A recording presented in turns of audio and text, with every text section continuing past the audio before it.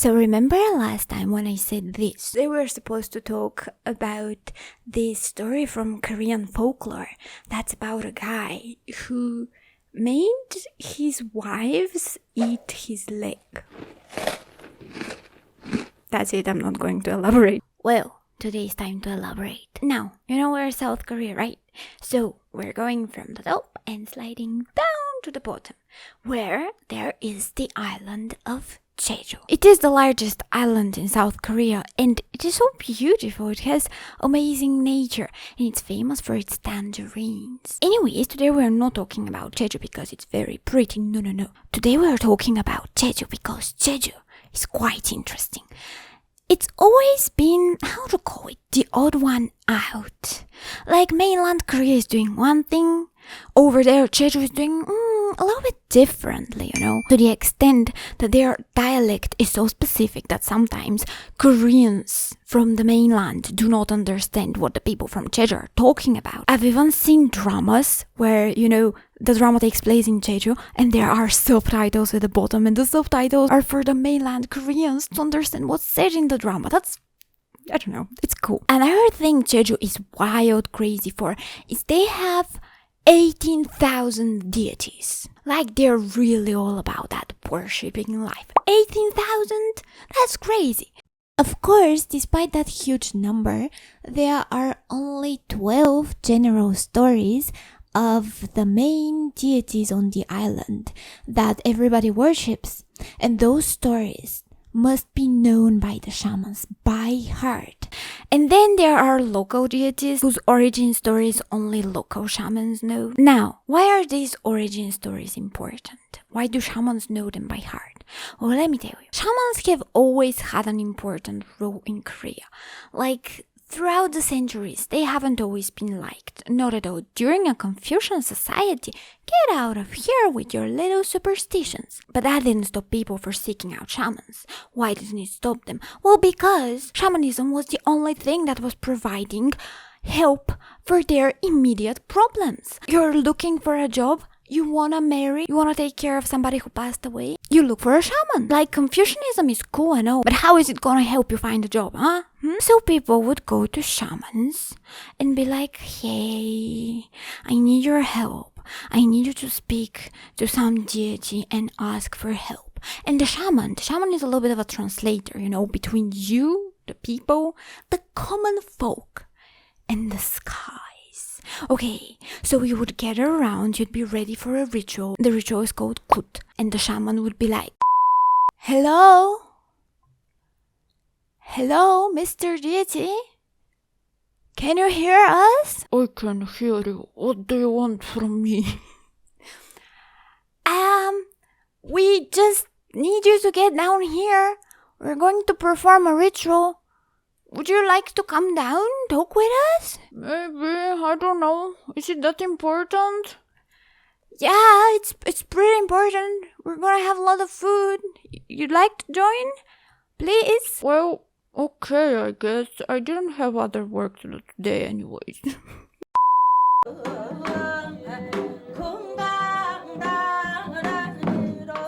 And so the deity would go down. And the shaman would be like, okay, guys. This is the deity. Guys, deity. Now guys, let me tell you the story about this deity. Because you need to get acquainted, we're gonna do stuff together here. So you gotta know who is he. Okay, once upon a time, he was a big deal. And then the shaman would tell a story, the story of this certain deity. The stories over on Jeju are called Punpuri. And it's just a story about how this deity came to be, what deeds they did, and such things. But here is the curious thing. There are 5 such stories that are no longer in use. 5 deities that people have stopped asking for stuff. And we're gonna find out why today. Well, we're not gonna find out about all 5. I'm just gonna cover one of them. But still, it's a pretty fascinating story. It's the story of Samdugumi. Now, my Korean-speaking people know what I'm talking about. Because literally the element of surprise is so ruined in the name. Like the whole name spells out the plot of this story. But for my non-Korean-speaking people, I will keep you on it. Once upon a time, there lived a poor woodcutter with his 3 daughters. Now you could think that having 3 daughters is cute. Like you have 3 little princesses. Isn't that so cute? No, it's not cute, okay? Who's gonna pay for them, huh? Who's gonna pay for their wedding, huh? Especially when you're a poor woodcutter. And what are they gonna do? Are they gonna cut wood with you? Don't take me seriously, please. Okay, but yeah, the woodcutter was not doing very well. Like he was poor. And so one day, he heard a knock on the door. Who would be in the middle of the forest just knocking on her? Yeah, who is it? He opened the door. There was an old man standing in front of him. Hello, Mr. Woodcutter. I've come to seek a wife. Would you like to give me one of your daughters? I'll pay you good money. The woodcutter thought a little bit about it. He was stunned. But the guy was offering such a huge sum and he did need the money. And like, who would take his poor daughter anyways? So maybe it's not such a bad idea, right? And so he gave his eldest daughter. The old man grabbed the daughter by her hand and took her deep into the mountain. He didn't take her in some cave or something though. He took her to a huge house, actually mansion, almost a palace. It was so spacious, so beautiful. They went in, she was looking around like, wow, that's a huge place. Like, what? What kind of person lives here? And then, to her utter dismay, the old man, he just ripped his leg apart. He handed the bloody thing to her and was like, I want you to eat that. And he vanished. And he vanished. And she was like, what's going on? Holding the absolute bloody old human leg in her hand. There was no way she would eat that. So she was like, okay, what should I do? What should I do? And she decided to put the leg on top of the house. She'd be like, he won't see it there, so yeah, I would just say that I ate it. And what the heck was that? Okay, so after some time the old man returns and he's like, did you eat the leg? Yeah, of course, sure, yeah. Mr. Leg, where are you? I'm over here on the rooftop. So you didn't eat the leg. He turns into his real form, a fox with 3 legs and 9 tails, and murders her. Then he was like, well, it's time to return to the woodcutter's house. Hello, Mr. Woodcutter. Oh, how we're doing with your daughter? Yeah, we're doing very well. In fact, you've raised such a fine lady. I'm interested in your second one. She's gonna be in great conditions, yeah? She's gonna be well taken care of, and I offer you even bigger sum of money. Would you like to accept? The woodcutter was a little bit shocked, perplexed. He just gave one of his daughters, and now this guy wants the other. But on the other hand, how lucky, right? Like, he didn't know what to do with those daughters, and now somebody's just offering to take care of them. I mean, okay, sure. And he gave the second daughter away. Now, the girl arrived at the house of the monster. She was like, again, big place, great stuff. But she noticed it's quite quiet. Excuse you, where is my sister? Your sister is around. I'm gonna let you see her if you eat my leg. If I do what? Boom! Guy rips up his leg, gives it to her, and he's like, eat that and you're gonna see your sister. And he vanishes. And so the daughter is like, what the hell is going on? Where is my sister? Why is this guy giving me a leg to eat? What? Think. And all she could think of is to rip out the floorboards and just stuff the leg inside. Close it up and be like, he's not gonna find it here, it's gonna be fine. Well, you know what's following, right? The monster returns and he's like, hello, Mr. Leg, where are you? I'm over here under the floorboard. Boom. instant anger kills the second daughter. And he has the audacity to return to the woodcutter and be like, Mr. Woodcutter, your daughters are so very fine, and I know you're blessed with 3, so I would like to have the 3rd one too. I'll pay you great money. And at this point, I felt like the woodcutter should have been suspicious, should have been like, what's this guy doing with so many daughters? You know, why does he need so many? Why is he paying such great money? That's shady. But the woodcutter was so poor that he was like, I mean, okay, here you go, the last daughter, have her. Now the last daughter is a little bit of a smarty pants. And she's like, oh, it's kind of suspicious that this guy has been taking all my sisters. And so she's like, I want to see my sisters first. Like immediately. I want to see them now. And then the monster does his thing and he rips out his leg and he's like, you get to see the sisters after you eat that. And the girl is like, what the heck? What? To eat your leg? Why? Otherwise you're not gonna see your sisters. Alright, so correct me if I'm getting this wrong. That's your favorite thing to do, just give people your legs. That's what you like to do in your free time? Yes, my favorite thing in the world is a human who would eat human legs. Really? That's your favorite thing? That's very interesting. So do you have like a least favorite thing in the world? Yes, I do.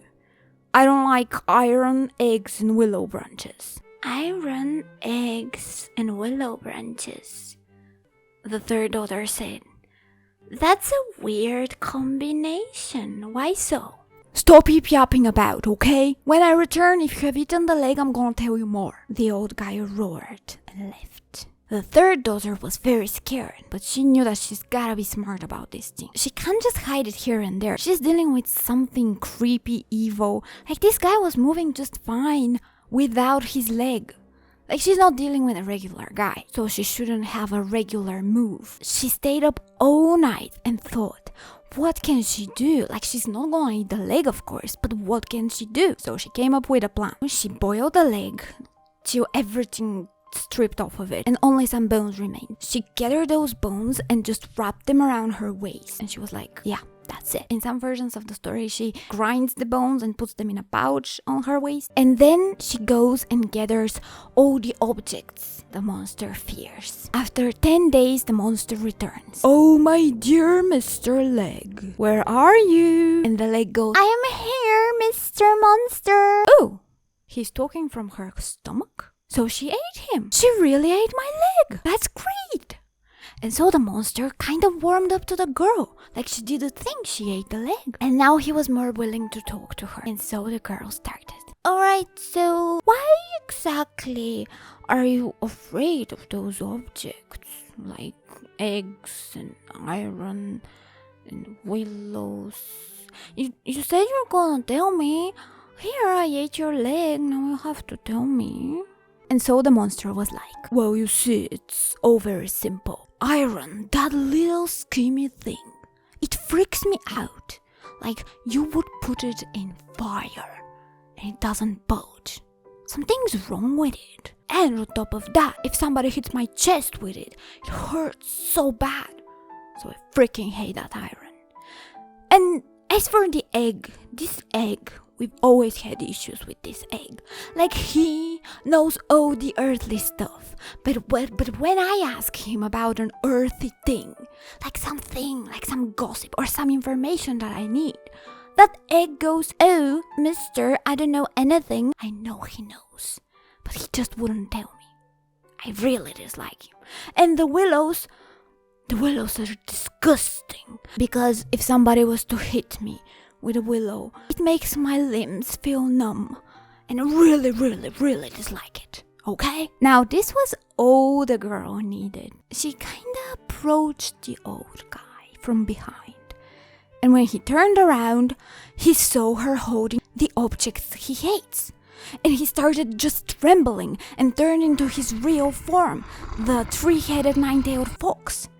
And he was just shaking in fear, and she hit him with the willow branches, and his limbs fell numb instantly, and he tried to run away. So she broke an egg and just threw it in his face so that he can't see, and then she quickly grabbed the iron and just hit him on the chest with it. That's it. He didn't move. So now that the monster was defeated, the girl had time to look around. And she was like, Sisters, I've avenged you. Come out, where are you? And she heard a voice. Sis, we're here. She went and opened the door, but there were just 2 skeletons there. The only thing that had remained from her sisters. The girl brought the corpse of the monster and the bones of her sisters to her father. When the woodcutter saw his daughters, he wept. Why were we cursed with poverty? How did I let this happen to my daughters? The 3rd daughter and the father did a proper funeral for the older sisters, and then they went to the monster, and homeboy was starting to move again. He wasn't killed. So they went to the mountain and gathered a lot of willows and beat him up again. And then they ground him, like into pieces, into ashes, so that he doesn't regenerate or something again. And they spread him all around. And that's the end. We're not done yet. No, the journey just begins. Because I had a lot of questions, and maybe you do too. First, let's tackle the thing. Why I said that the people who know Korean know what's up already. Samdugumi. Sam means 3, du means head, gu means 9, and mi means tail. So, yeah, pretty much. The name of the monster is very self-explanatory. 3 heads and 9 tails.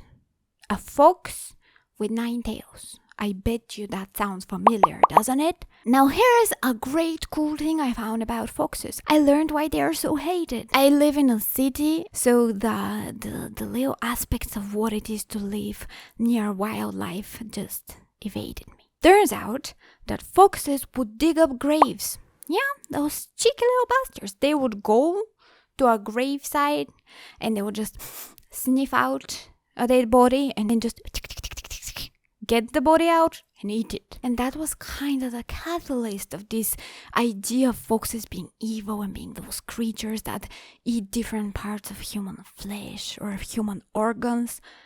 That was the reason. And I'm really happy there is a reason behind it, because wouldn't it be so sad if people just started hating foxes for no reason? I mean, not that it's cool now, like, don't hate foxes, please. But it makes perfect sense. Okay, what about the leg though? Like, why did he want them to eat his leg? Well, it is believed that sharing food with somebody, sharing food is very important, especially in Korea. Yeah, so it is believed that pretty much sharing the same food with somebody makes you part of their community, makes you one with them. So by the monster wanting the girls to eat the leg, he wanted them to become one with him, to turn into monsters, to lose their humanity. And now let's talk a little bit about the objects. I did make a whole video about them and why they're generally considered scary in folklore, but here I'm just gonna add a little bit of an extra perspective on them. So if we consider the monster to be death incarnate, the exact opposite of that would be the sources of life. So pretty much the iron that can't be defeated, like it's put in fire and it doesn't change. As well as the egg. The egg in many cultures and mythologies is considered as the beginning of life. And of course the willows that bloom first during the spring. Also, if you cut a willow tree and just, get that little cut off branch and you put it into the soil, it grows really well, really fast. So, seemingly defeats death and grows anew. So pretty much those objects could be seen as the opposite of death, and that's why they were potentially used in this story. Now though, I did tell you that those are origin stories of gods that humans would want to bring. So how is this Samdugumi a god and a monster? Like, what's going on? So on the island of Jeju, feng shui is taken very seriously. Well, that's actually all over Korea, but particularly in the island of Jeju. And that would lead to a lot of relocation of graves. Now that's a whole topic. That's a different, big, huge topic on its own. I'll probably make a video on it because it's fascinating. But for now, we're just gonna brush through it. So people would believe when somebody is buried, they have a guardian god. And that god would be Samdugumi. That would be cool, right? But if they want to relocate the grave, Samdugumi gets really upset and turns into an evil monster. that would try to find the body and harm it. Because how dare you leave me? It's a bit of a control issue, I'd say. Samdugumi needs some therapy. So how this thing would go? They would bring a shaman to the gravesite. And you know how shamans, I told you that they were like, hey God, can you come down? We're doing alright. No, here they're doing the opposite. They're like, hello, Samdugumi from the ground. Can you hear us? Can you come out? We're pretty sure we heard that the Jade Emperor wants to see you. Up in the sky. Are you sure? Yeah, the Jade Emperor called you. And Samdugumi would go out and go up in the sky. And while he's busy in the sky, they would just grab the body. And not funny, but they would grab the body and walk 100 steps away from this gravesite and relocate the body. But at the old place, they would put 3 eggs, 3 pieces of iron, and they would bury the whole thing and then stick 3 branches of willow and just go. And Samdugumi would return and he would be like, where's the body? Why did you take the body? Hey, Mr. Egg, have you seen one body here? And the egg would be like, dude, look at me. I have nothing over here. No mouth, no nose, no eyes, no ears. How would I know? No. And the iron would be like, dude, don't talk to me. I don't know anything. And the willow would be very stern. And would be like, don't ask me. Do you want me to hit you? Huh? Don't ask me. I don't know. And so the monster would be angry and with no answers. Now, why did this story fall out of grace? Why did this ritual just not work? Why did people stop performing that? Well, you see, in folklore, it's very, very important that you have clear-cut good and evil. So people didn't like the fact that the ones who didn't move their graves, they would regard Samdugumi as somebody good because he's a guardian of the grave. But those who have moved their graves, they would be like, well, he's evil. Is he good? Is he evil? And people didn't like that. And so people stopped performing this ritual, stopped asking shamans to sing this song, and now it's one of the 5 songs that is just told as myth or legend or fairy tale, but is no longer performed during rituals. And yep, that's pretty much the story. Thank you for sticking around. I hope you had fun, and I'll catch you later. Bye.